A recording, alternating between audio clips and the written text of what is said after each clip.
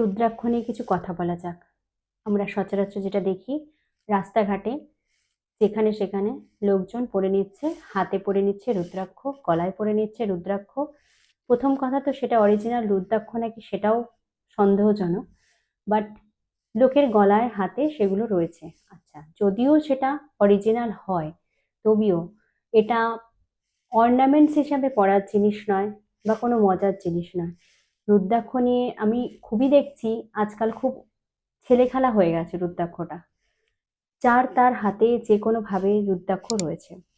প্রথম কথা, রুদ্রাক্ষ যখন ইউজ করা হয় তখন রুদ্রাক্ষের মালাটাকে বা হাতে ধারণ করুক বা গলায় ধারণ করুক, সেটাকে সম্পূর্ণভাবে ভালোভাবে বিধি অনুযায়ী শোধন করে সেটা ধারণ করা উচিত। আর সেকেন্ড টাইম যদি রুদ্রাক্ষটা পড়া হয় তখন অনেক বিধিনিষেধ মানতে হয়।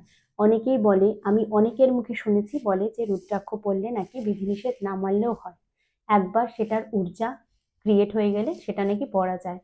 কিন্তু রুদ্রাক্ষ যারা ধারণ করে তাদের অনেক বিধিনিষেধ মানতে হয়।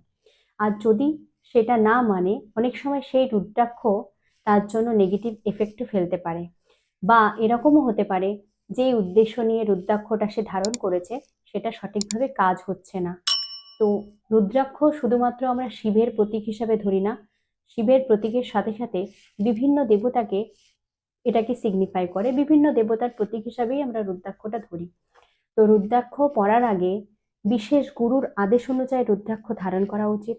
আর যদি গুরু তার না থাকে তাহলে সঠিক অ্যাস্ট্রোলজার বা সঠিক কোনো জ্যোতিষীকে দেখিয়ে সেটাকে প্রেডিকশন অনুযায়ী যদি তার চার্ট পারমিট করে তবেই রুদ্রাক্ষ পরা উচিত।